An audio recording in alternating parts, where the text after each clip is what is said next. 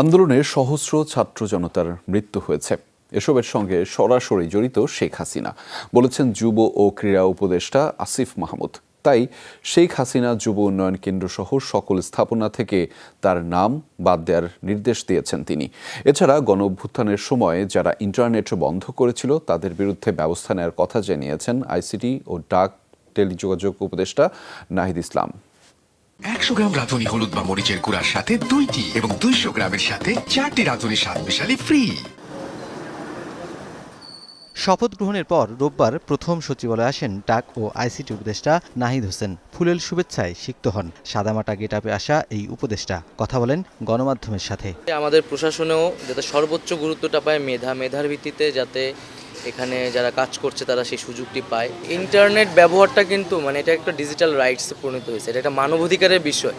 তো ইন্টারনেট বন্ধ বলেন বা সেটাকে সীমিত পর্যায়ে নিয়ে আসা, এই মানবাধিকার বিষয়টাকে মাথায় রেখেই করতে হবে, যাতে কারো মানবাধিকার লঙ্ঘিত না হয় এবং তথ্যের অবাধ প্রবাহ থাকে, যাতে সাংবাদিক সহ শুরু করে সবাই সেই সত্যটি জানতে পারে। তবে আমি আজকে চেষ্টা করব প্রথম দিনই যে গত আন্দোলনে যে ডিজিটাল ক্র্যাকডাউন আমরা বলেছি ইন্টারনেট বন্ধ করে, তার তদন্তের জন্য আজকে আমি ব্যবস্থা নেব যে কেন এই ঘটনাটি ঘটেছিল এবং কারা সেটার সাথে জড়িত ছিল। নিজ দপ্তরে যোগ দিয়েছেন যুব ও ক্রীড়া উপদেষ্টাও। কর্মকর্তাদের সাথে বৈঠক করেন আইসিসি নারী টি-20 বিশ্বকাপের নিরাপত্তা নিয়ে। জানান বিসিবি ও বাফুফের ব্যবস্থাপনায় আইনগতভাবে পরিবর্তনের কথা।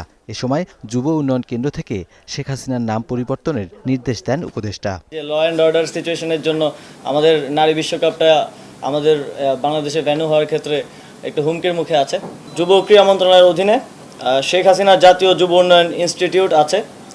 আমরা এটার নাম পরিবর্তন করতে চাই, যেহেতু বাংলাদেশে একটা ম্যাসাকারের সাথে শেখ হাসিনার নাম জড়িত আছে। এটা শুধু আমাদের মন্ত্রণালয়ে না, প্রত্যেকটি স্থানে এটা করা হবে। কিন্তু বিসিবি যেহেতু একটা অটোনমাস ফেডারেশন আইসিসির অধীনে, তো এই বিষয়ে আমরা সিদ্ধান্ত নিতে পারবো না। আমরা সাজেস্ট করেছি যারা বিসিবির ডাইরেক্টরস আছেন, লিগ্যাল ফ্রেমওয়ার্কের মধ্য থেকে অন্তর্বর্তীকালীন সময়ের জন্য কাউকে নিয়োগ করা যায় কিনা।